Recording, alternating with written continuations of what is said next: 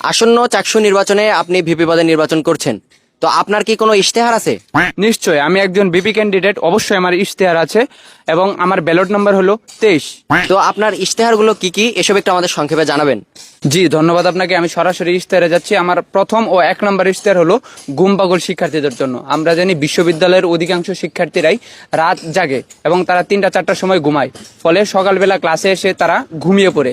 তো যেসব শিক্ষার্থীরা ক্লাসে এসে ঘুমাবে তাদের জন্য খেতা, কম্বল, বালিশ এ সবকিছু সরবরাহ করবে স্বয়ং নির্বাচিত বিপি।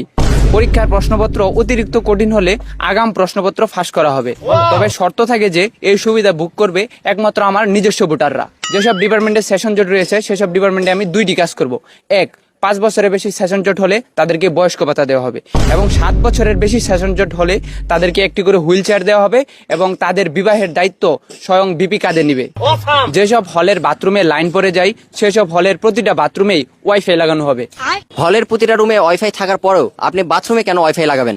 বাথরুমে ওয়াইফাই লাগানোর কারণ হবে ওই যে লাইন পড়ে যাওয়া, যাতে শিক্ষার্থীরা লাইনে দাঁড়িয়ে বোরিং না হয়, তারা যাতে মোবাইলে রিলস দেখতে পারে, সেই জন্য আমরা বাথরুমে ওয়াইফাই লাগাবো। আরেকটি কারণ হলো শিক্ষার্থীরা যাতে বাথরুমে বসে তাদের হস্তশিল্পের কাজ করতে পারে। এগুলো কি করছিস ফাউল বেটা? তুই আর আমার সাথে থাকবি না, ফাউল। আচ্ছা bro, আপনি এটা কাট করে দিন, ঠিক আছে? তো আমরা 4 নম্বর ইশতেহারে যাই। ক্যাম্পাসের প্রতিটি কাপলদের জন্য ব্রেকআপ ভাতা চালু করা হবে। যেসব কাপলদের ব্রেকআপ হবে তাদেরকে এককালীন 50,000 টাকা ভাতা দেওয়া হবে। তবে শর্ত থাকবে যে ব্রেকআপ হওয়ার পর ব্রেকআপের যথোপযুক্ত কারণ এবং প্রমাণ সহ ভাতার জন্য আবেদন করতে হবে। ক্যাম্পাসে র্যাগিং কালচার বিলুপ্ত করার জন্য রিটার্ন র্যাগিং ফেস্টিভ্যাল চালু করা হবে। যেসব সিনিয়র বাইরে র্যাগ দিবে তাদেরকেও র্যাগ খেতে হবে, অর্থাৎ র্যাগ দাও র্যাগ খাও। আর যেসব শিক্ষকরা ইংরেজিতে লেকচার দেন, শিক্ষার্থীরা না বোঝা সত্ত্বেও ইংরেজিতে লেকচার দেন, সেসব শিক্ষকদের জন্য একজন করে বাংলা অনুবাদক নিয়োগ দেওয়া হবে। অনাবাসিক শিক্ষার্থীদের জন্য ভাতা চালু করা হবে। অনাবাসিক শিক্ষার্থীদেরকে মাসিক 1500 টাকা ভাতা প্রদান করা হবে। ভাই, ওদেরকে ভাতা দিলে আপনি খাবেন কি আর প্রশাসন খাবে কি? কথা তো তুই ঠিক বলেছিস। জি বস। ভাই আপনি এটা একটু কাট করে দিন আবার, ঠিক আছে? আগেরটার এটা একটু কাট করে দিন। যাই হোক, আমরা পরের ইশতেহারে যাচ্ছি। ছেলে মেয়ে উভয়ের বন্ধুত্বের বন্ধন বাড়াতে ছেলে মেয়ে উভয়ের হলে উভয়ের যাতায়াতের বৈধতা প্রদান করা হবে, সেটা দিন হোক বা রাত।